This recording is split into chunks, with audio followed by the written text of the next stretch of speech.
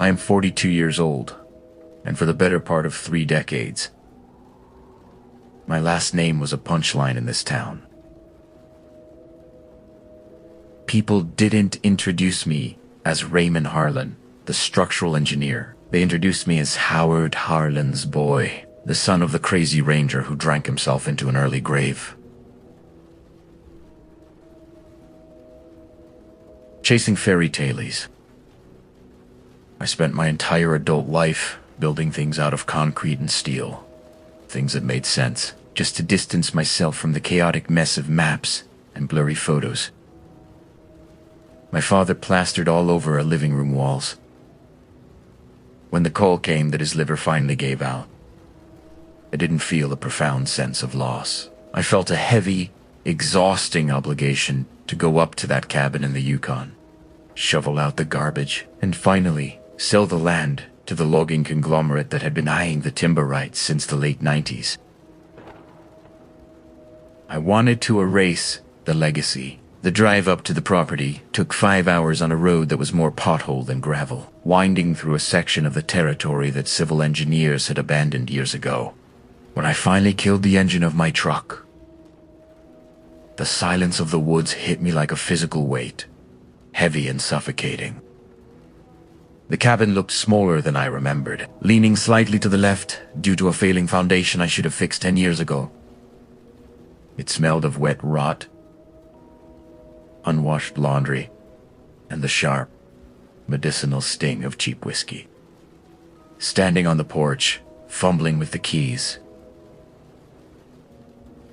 I could see the overgrown trail leading to the ridge, the place where Dad used to spend nights staring into the dark with thermal binoculars. I felt a surge of anger, hot and prickly in my chest, thinking about how many birthdays he missed because he was busy watching nothing but trees. Inside, the place was a tomb of obsession. Every flat surface was covered in topographical maps, marked up with red Sharpie and patterns that looked like the scribblings of a fever dream. I started in the bedroom, tossing stained pillows and moth-eaten blankets into heavy-duty trash bags, trying not to look at the photos of me he had taped to the mirror. The floorboards under the bed creaked in a way that didn't sound right to my ear. The pitch was too high, indicating a hollow space where there should have been a joist. I shoved the bed frame aside and saw the pry marks on the wide plank pine. It wasn't a secret compartment born of paranoia. It was a rough modification made by a man who needed to hide something heavy. I went out to the truck, grabbed a crowbar, and worked the nails loose, the screech of rusted metal echoing in the empty room. Beneath the floor sat a pelican case, the kind used for transporting sensitive seismic equipment or firearms, dented and scarred from years of abuse. It was locked with a heavy padlock, but the hasp was corroded enough that a solid strike with the crowbar snapped it clean off. I expected to find more manifesto-style rants, or maybe illegal firearms, the kind of junk that would complicate the estate sale. I dragged it into the fading afternoon light filtering through the dirty window and through the latch. The seal hissed as the pressure equalized, releasing a smell that I couldn't place. Immediately pine resin, wood smoke, and something muskier, like old leather. There was no paper inside. Instead, the box was packed tight with stacks of cured birch bark, flattened and pressed. Each piece bound with strips of rawhide. I picked up the first stack, the texture rough and papery against my thumb, and saw the writing. It was done in charcoal, sealed with a layer of hardened sap to prevent smudging. The handwriting, jagged but looping, and unmistakably feminine. It looked nothing like my father's blocky scroll at the top of the first piece of bark. The date was etched deep into the wood fibers. November 14th, 1998. My breath hitched in my throat. a physical stutter that stopped me cold. I knew that date. Everyone in the Yukon knew the timeline of the Sullivan crash. Frank and Marjorie, along with their little girl Lily, had gone down in their Cessna in mid-October of that year. The search and rescue operation had been massive, the largest in territorial history, lasting 3 weeks before the RCMP called it off due to incoming blizzards. They were declared dead on November 1st. My father had been one of the rangers leading the ground search, the one who refused to come in until his superiors threatened to strip his badge. I held the piece of bark up to the light, my engineer's brain trying to calculate the odds of a forgery, trying to find the logical seam where this fell apart. But the bark was aged. The charcoal set deep. This entry was written 2 weeks after the world had buried them. The header on the bark didn't say help. It didn't have coordinates or a frantic plea for rescue. It just said, Day 24. We are still warm. I sat back on my heels, the dust of the cabin settling on my jeans, the silence of the woods suddenly feeling less like emptiness and more like a held breath. My father hadn't been hoarding madness in this box. He had been hoarding evidence. I reached into the case and pulled out a jagged piece of aluminum, clearly painted with the blue striping of a 1970s Cessna, and realized with a sickening drop in my stomach that I wasn't just cleaning out a cabin. I was holding the black box of a ghost story that wasn't supposed to be real. I spent the next hour arranging the bark sheets on the kitchen table, treating them with the same reverence I would give a set of architectural blueprints. The narrative didn't start with the crash itself, but with the aftermath.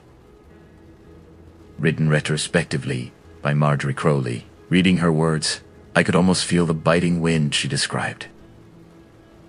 A cold so absolute it burned the lungs. She wrote about the silence after the engine died, how the screaming of the metal tearing through the trees was replaced instantly by a void of sound that rang in their ears.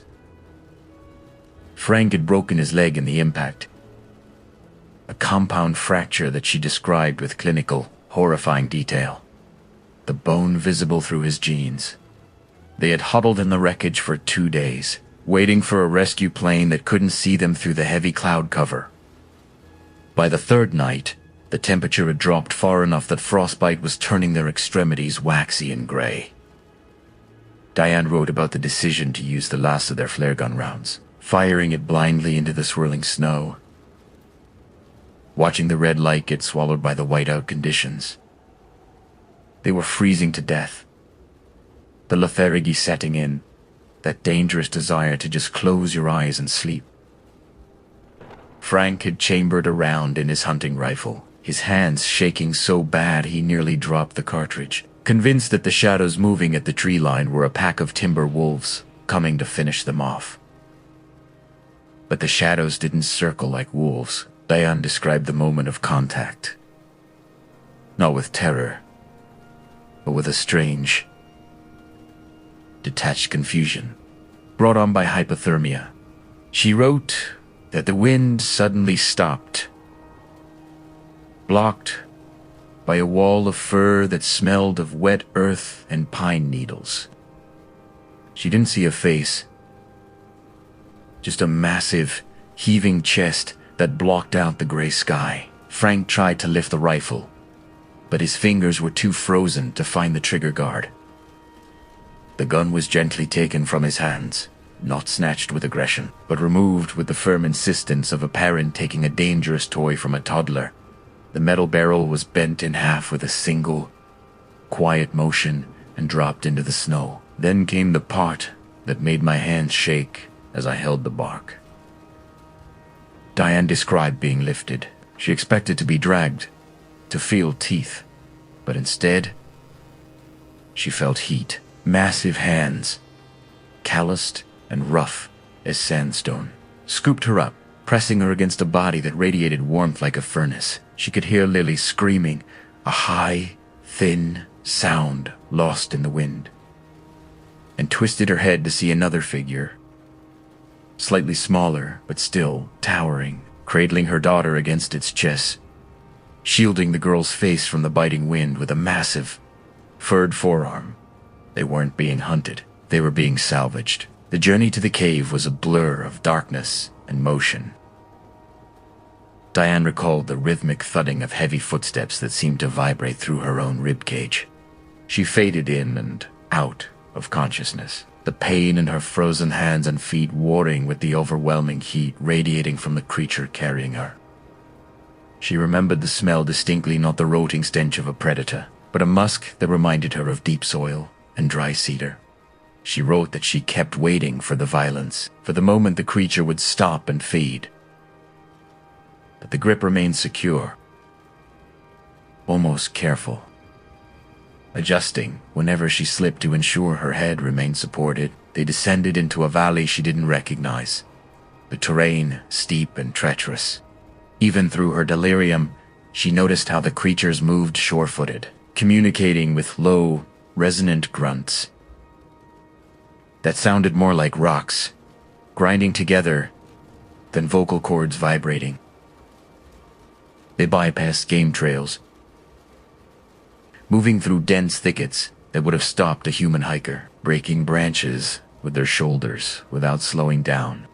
Frank was being carried by the largest of them, his broken leg dangling, but the creature moved with a gait that minimized the jostling, absorbing the shock of the terrain with its knees. When they finally stopped, the air changed. The biting cold was replaced by a humid sulfur, heavy warmth. Diane opened her eyes to see they had been brought into a fissure in the rock face, a natural cave system heated by geothermal vents. The floor was lined with dried moss and spruce boughs, a bed soft enough to sleep on. She was lowered gently onto the bedding, the creature stepping back to allow her space. She scrambled toward Frank and Lily, checking pulses, checking breath, her mind struggling to process the shift from freezing death to this sudden, impossible sanctuary. The creatures didn't leave. They stood at the entrance of the cave, silhouetted against the twilight, blocking the only exit. Diane described the terror returning then, the realization that they were trapped in a den with apex predators. She pulled Lily into her lap, burying the girl's face in her coat, waiting for the end. Frank was conscious now, moaning in pain, his eyes wide and fixed on the hulking shapes guarding the entrance. He whispered to Diane that they were larder, that the creatures were just storing them for later. It was a logical conclusion for a man who understood the brutality of nature. But the diary entry ended with a drawing. A simple charcoal sketch of a hand, not a claw, but a hand. 5 fingers, a thumb, broad palm, thick nails. Underneath the drawing, Diane had written, "They brought us water in a skin made from a bladder. They held the cup for Lily because her hands were too cold to grip it. Wolves don't bring water. Bears don't bring water. Monsters don't bring water. I don't know what they are, but they are nursing us." I stared at the sketch, the primitive lines capturing a gentleness that defied everything I knew about biology. I needed to ground myself in reality, so I pulled out my own GPS unit and cross-referenced the coordinates my father had scribbled in the margins of his maps. The location didn't make sense on any official survey. It was a sector marked as impassable terrain due to unstable shale and steep gradients. A blank spot on the map where satellite imaging was distorted by heavy mineral deposits. I sat there in the dim cabin, the modern LCD glow of my device illuminating the ancient charcoal text, trying to bridge the gap between the engineering world I lived in and the impossible narrative sitting on the table. I went back to the bark, picking up the next bundle. The entry was dated 3 days after the crash. Diane described the environment of the cave with the eye of a schoolteacher trying to make sense of a field trip gone wrong. She noted the steam rising from vents in the back of the chamber, keeping the ambient temperature at a steady 60 degrees despite the blizzard raging outside. The walls were soot-stained, implying generations of fires, though none were burning now. The floor was clean, devoid of bones or refuse. Swept clear with bundles of stiff twigs, it was a habitat, not a lair. The fear, however, was still the dominant emotion in those early days. Frank was feverish, his leg infection spreading, and his mechanic's mind couldn't accept the situation. He was convinced they were prisoners. He spent hours dragging himself toward the entrance, testing the perimeter. Every time he got close to the light, a massive arm would lower, barring the way. No agresión, no growling, just a solid, immovable barrier of muscle and hair. Diane wrote about his despair, his weeping in the night, apologizing to them for crashing the plane, for leading them into a trap they couldn't escape. The turning point came on the 5th night. Diane described hearing a commotion outside the cave. Entrance snarls, the snapping of dry wood, and a roar that shook dust from the ceiling. It sounded like a war. The family huddled in the back of the cave, Frank clutching a heavy rock, ready to fight whatever came through the opening. The sounds of violence or visceral Beatty slamming against stone, the wet tear of flesh, the high-pitched yelping of canines. It lasted for 10 minutes, then fell into a heavy, panting silence. The large male, the one they would later call Oren, ducked back into the cave entrance. He was bleeding from a gash on his thigh, dark blood matting the reddish-brown fur. In his hand, he held the carcass of a timber wolf, its neck broken. He didn't eat it. He didn't roar in triumph. He simply tossed the dead wolf onto the snow outside the cave, then turned and looked at the family. He pointed to the outside, then made a sweeping motion with his hand, imitating the snapping jaws of the wolf. Then he pointed to the cave floor, palm open and flat. "Stay," Diane wrote. I understood it then. It wasn't a prison. It was a quarantine. The realization washed over me as I read it. The creatures weren't keeping the Sullivans in to eat them. They were keeping them in because the Sullivans were soft, hairless, and injured. And the Yukon winter was filled with things that would kill them in minutes. Oren sat down near the entrance, licking the wound on his leg, his back to the family. He was positioning himself between the threat and the guests. The dynamic shifted after that night.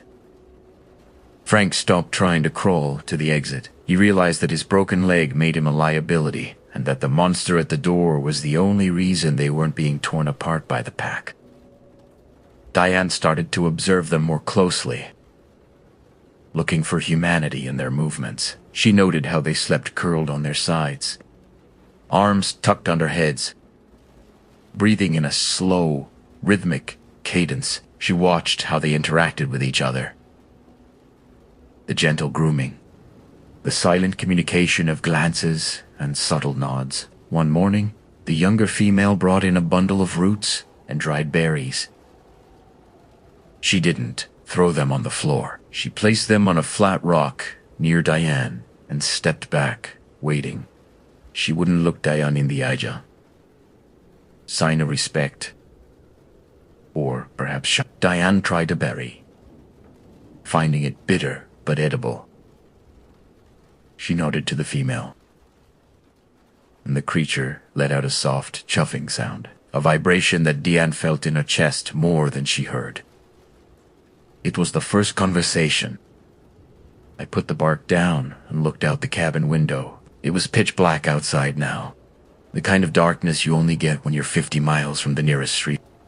I realized I was looking at the tree line differently than I had when I arrived. Before, it was just timber waiting to be harvested.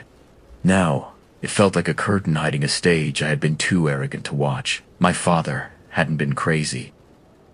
He had been looking for the people who saved the family he couldn't find, and looking at the stack of bark remaining in the box, I knew the story was about to get much more complicated than a simple rescue.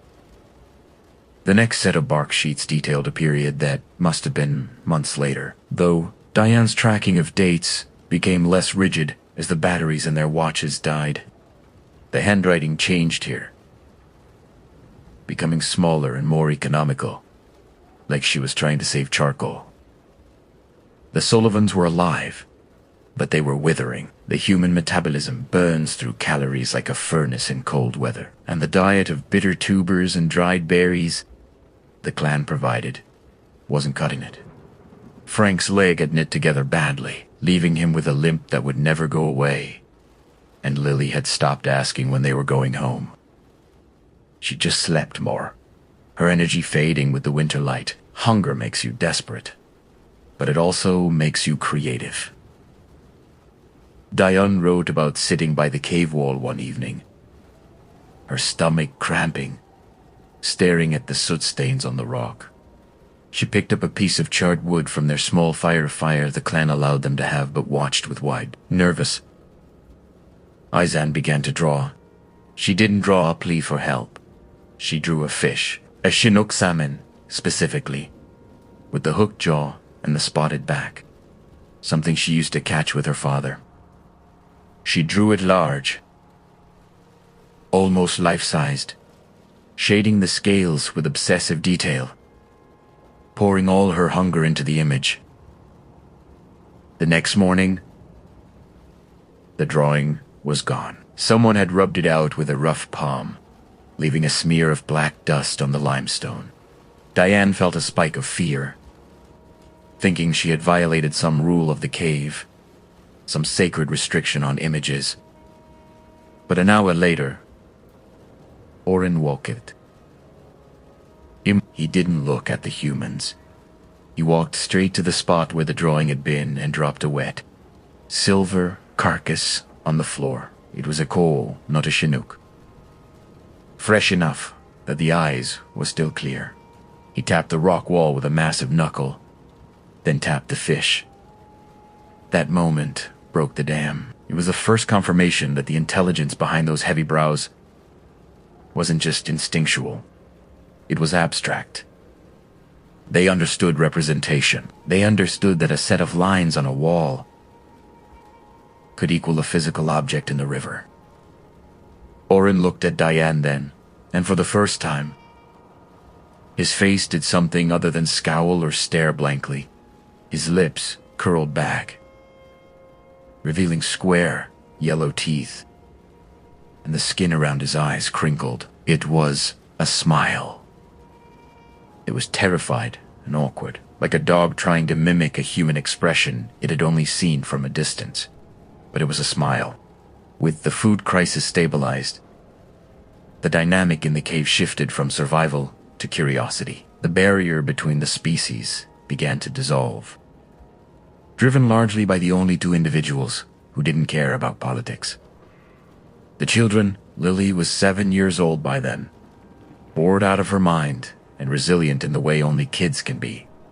She started leaving rocks near the sleeping furs of the younger Sasquatch, a male roughly her height but twice her width, covered in fuzz that looked like drier lint.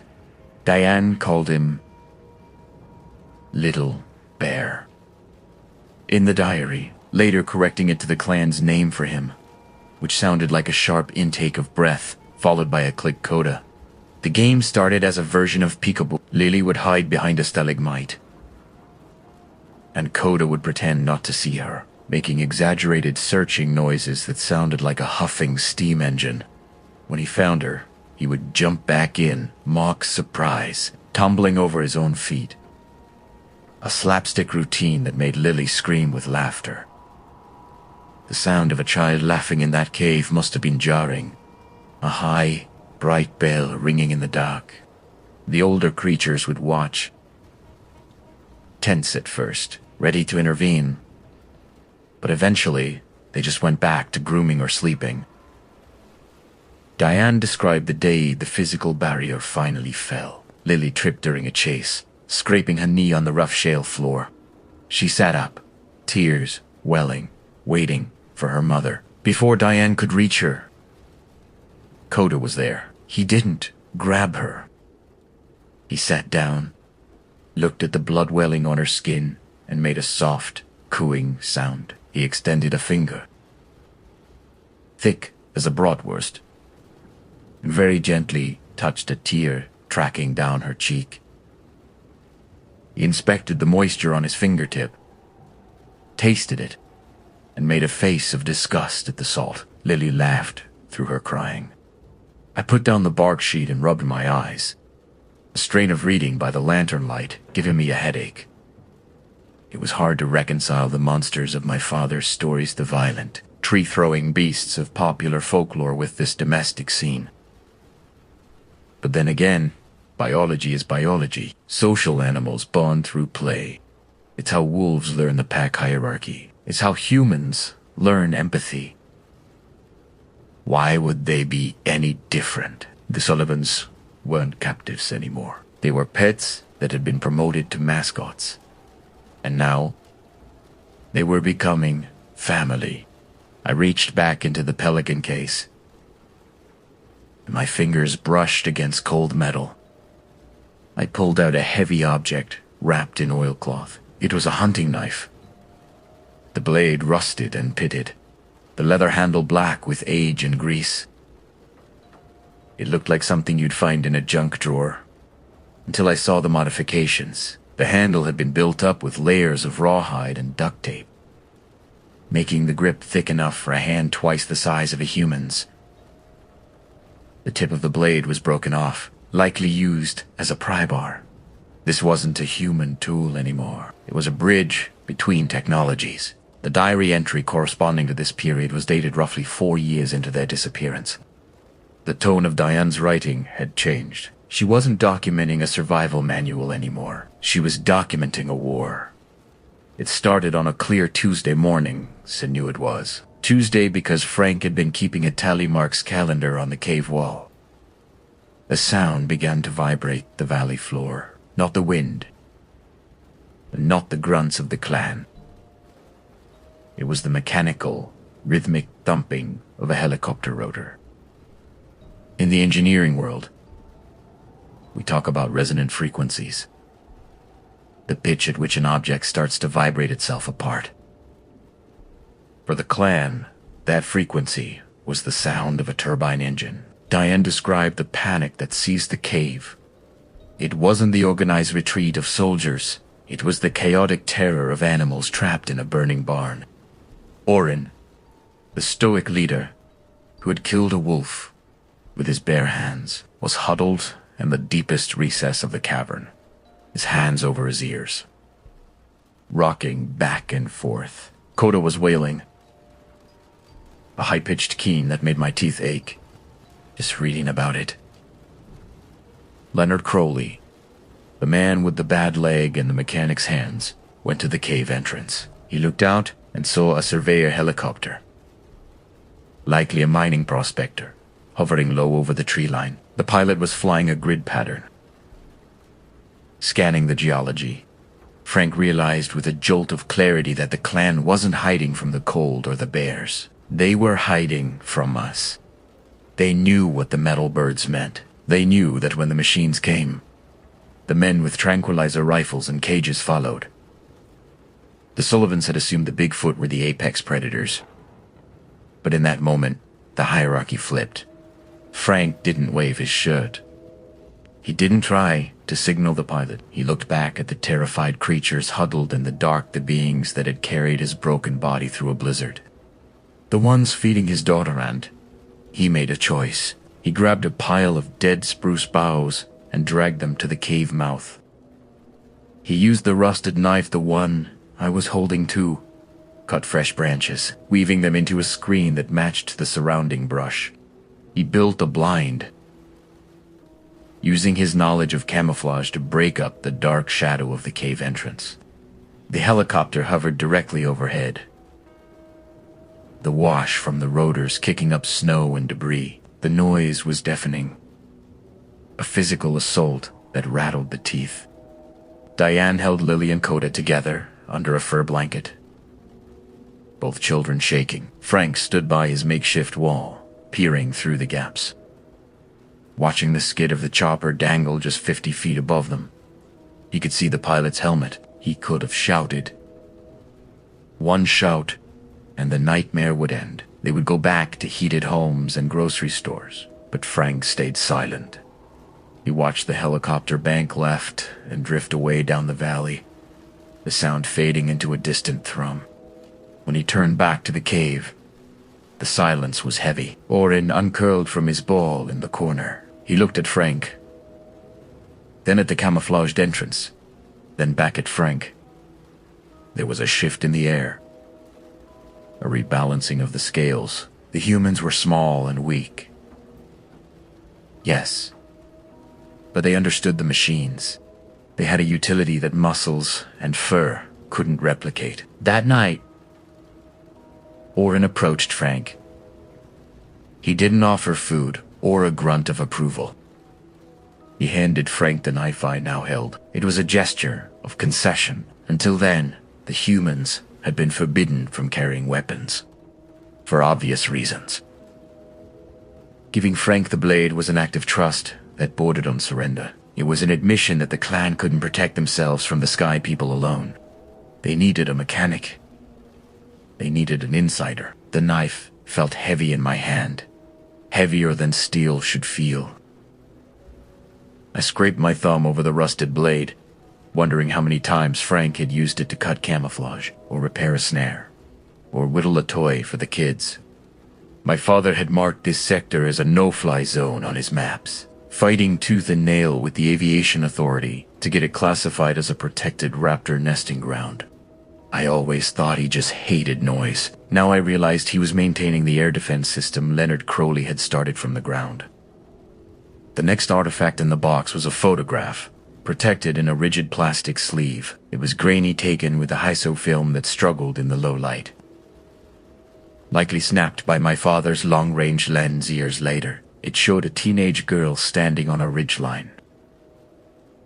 It was Lily, but she looked like something out of a Norse legend. She was wearing a tunic woven from yellow cedar bark and lined with gray fur, holding a spear with a tip made of flaked obsidian. Next to her stood a shadow, a 7-foot-tall figure, lean and muscular, leaning on a tree. They stood shoulder to shoulder, the body language utterly relaxed. The diary entries from this period describe the Great Exchange. The Sullivans couldn't hunt like the clan. They lacked the speed and the strength, but they knew physics. Frank taught the younger males how to use leverage to move rocks that even the strongest Sasquatch couldn't budge. He taught them how to nap flint, not by smashing it, but by using pressure flaking to create razor edges. In return, the clan taught them how to see. They showed Lily which lichens were edible and which would shut down your kidneys. They taught them to smell rain before it fell. But the most profound exchange wasn't technical. It was medical. Diane wrote about the hum. I'm an engineer. I know that sound waves can shatter glass or settle concrete. But the clan used sound for biology when Lily twisted her ankle on a scree slope, swelling to the size of a grapefruit. Orin didn't use ice. He gathered the males. They sat in a circle around the girl, placed their hands near the injury without touching it, and began to vocalize. Deanne described it as a vibration that started in the floor and moved up through her boots. It wasn't a melody. It was a low frequency, resonance, somewhere in the infrasound range, probably below 20 hertz. She wrote that the air in the cave felt thick, like static electricity before a storm. The sound didn't just vibrate the ear, it vibrated the bone. It created a localized heat, a fever that existed only in the injury. Lily fell asleep almost instantly, her face slack, sedated by the sheer acoustic pressure. When they stopped an hour later, the swelling hadn't vanished magically. This isn't a fairy tale, but the bruising had accelerated, turning deep purple, and the pain was gone. The body's healing response had been kick-started, hyper-accelerated by the sonic massage. The clan used this for everything: broken bones, colic, infection. It was a communal medical technology, a way of sharing strength through resonance. Diane wrote that she felt jealous of it. This ability to take away pain just by being present and vocal. The integration went both ways. Frank introduced them to fire-cooked meat. The clan had always eaten raw, fearing the light of the fire would attract others. But Frank built a Dakota fire hole, a tactical fire pit, dug into the ground that produces high heat, with almost no visible smoke. He roasted a haunch of venison over the coals. Diane described Oren watching the meat turn brown, the fat rendering and dripping onto the coals.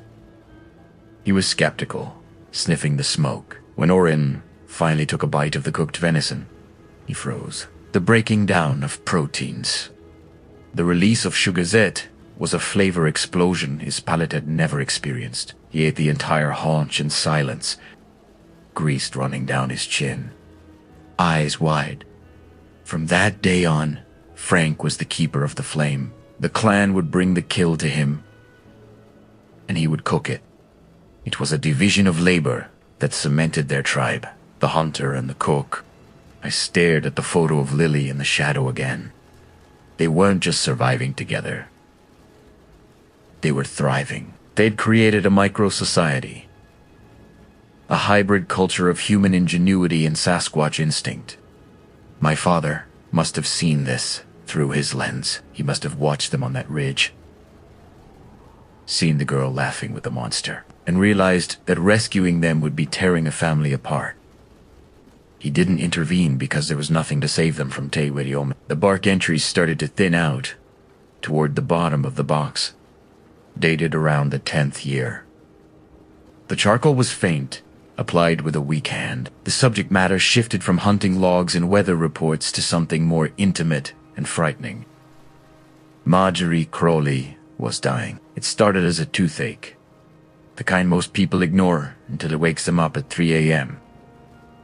But in a geothermal cave, hours from a dentist, a cracked molar is a loaded gun. The infection spread into her jaw, then her blood.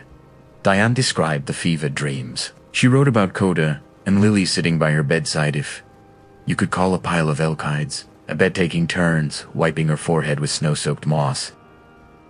The hum didn't work. The males gathered around her for 3 nights straight, filling the cave with that deep, resonant vibration until the dust fell from the ceiling. But sepsis doesn't care about acoustics. It's a bacterial invasion. You need antibiotics, not infrasound. The bacteria were eating her alive from the inside, and the clan, for all their strength, could only watch. Oren made the call. It wasn't a council meeting or a vote. He simply walked into the cave on the 4th morning of her delirium, lifted Diane in his arms like she weighed nothing, and grunted a single command to Frank. They were leaving. Frank tried to argue Diane was too weak to move. The winter winds were picking up, but Oren ignored him. He wrapped Diane in the warmest furs they had, doubling the layers, and strapped her to his back using a harness made of woven cedar bark. This wasn't an exile.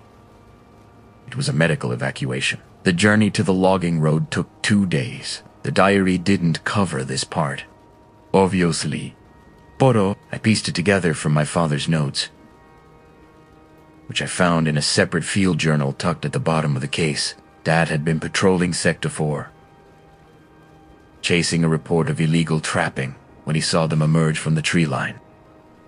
He described it as a procession, Oren in the lead, carrying the unconscious woman, Frank limping behind him, leaning on a spear, and then the children. Lily was 16. She walked beside Coda, who is now fully grown, a massive wall of muscle standing 8 feet tall. They weren't walking like refugees. They were walking like a phalanx. When they reached the gravel road, the boundary between the wild and the paved, the clan stopped. They knew the line. They knew that stepping onto the gravel meant stepping into the world of trucks and guns. My father watched through his scope as the goodbye happened. It wasn't cinematic. There were no speeches. Frank shook Orin's hand, a tiny, pale hand, engulfed in a massive, dark paw. But it was the kids that broke my father. He wrote that Coda dropped to his knees to be eye level with Lily. He pressed his forehead against hers, closing his eyes, and let out a sound that my father described as the sound a whale makes when it's beaching itself. A low, grieving moan of absolute loss. Lily didn't cry. She just held the creature's face, her fingers tangled in his fur, whispering something my father couldn't hear. Then she turned around and walked toward the road, never looking back. You don't look back when you're leaving half your soul behind. I sat in the dark cabin, the silence ringing in my ears. I picked up my father's logbook, the leather cover stained with coffee and oil. The entry for that day was erratic, the penmanship shaky. Dad had intercepted them on the road. He didn't arrest them. He didn't call the station. He loaded the sick woman into his truck and drove like hell to the nearest clinic, flashing his badge to clear the intersections. Here was the twist that had eaten at him for the last 15 years of his life. The Sullivans begged him not to tell. They told him everything: the cave, the clan, the rescuing. Then they asked him to lie. If the world knew they had survived for a decade with a family of Sasquatch, the valley would be swarmed. National Guard, scientists, trophy hunters. The clan would be dissected in a lab within a month. So, my father, the man who valued truth above everything, the man who taught me that a lie is a structural flaw in a man's character, looked at Leonard and nodded.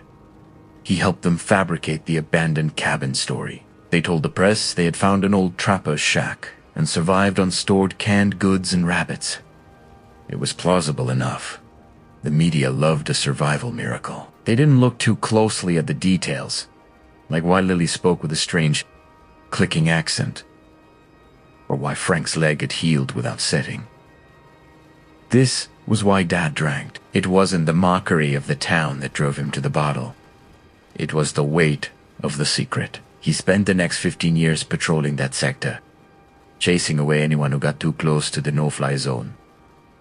It became the Crazy Ranger on purpose. It was camouflage. If everyone thinks you're a lunatic chasing ghosts, they don't listen when you tell them to stay out of the woods. They just laugh and turn around. He made himself a scarecrow to protect the Sullivan's family. I looked at the empty whiskey bottles in the trash bag near the door. I had hated him for his weakness. I had judged him for checking out of reality. But he hadn't checked out. At dog in. He was the only thing standing between an ancient, intelligent species and the modern world's appetite for destruction. He sacrificed his reputation, his relationship with me, and eventually his liver, all to keep a promise to a girl who left her heart in a cave. I packed the bark sheets back into the pelican case, treating them like unstable dynamite. I locked the case, then walked out to my truck. The engine turned over with a roar that sounded too loud in the quiet night. I drove. I didn't go back to town. I drove north toward the coordinates of the valley. The road ended at a washout 5 miles from the location. just as the maps indicated. I got out and walked the rest of the way, climbing the ridge my father used to patrol. It was dawn when I reached the crest. The valley spread out below me, shrouded in mist, silent and green. I raised my binoculars, scanning the tree line. I didn't see any monsters. I saw a dense, healthy forest, but then I saw the pink tape. Survey markers. Plastic ribbons tied to the trees every 50 yards, marking the boundary of a proposed logging cut. The conglomerate I was supposed to sell the land to had already started marking their territory. They were going to clear cut the valley. They would roll heavy machinery right over the geothermal vents, collapsing the cave, destroying the habitat. I put the binoculars down. I'm a structural engineer. I know soil and mechanics. I know that if you file a report citing unstable subterranean shale and toxic heavy metal runoff, you can tie a project up in environmental impact assessments for 20 years. It requires a certified expert to sign the affidavit. A certified expert like me. I walked down to the nearest survey stake, a piece of wood painted orange, driving a claim into the earth. I kicked it. It didn't move, so I grabbed it with both hands and heaved, ripping it out of the soil. I threw it down the ravine. Then I walked to the next one, and the next one. I spent 4 hours pulling up the markers, erasing the claim. When I was done, I took out my phone, snapped a photo of the unstable slope, and began drafting the email to the Environmental Protection Board. I wasn't selling the land. I was condemning it. Back at the cabin, I found one last item in the bottom of the box, tucked under the padding. It was a standard envelope, postmarked 3 months ago. The return address was just L. Sullivan. It was addressed to my father. Primera. Opened. Italiano. There was no letter. Just a single photograph and a short note on the back. The photo showed a woman in her early 30s standing in a suburban backyard.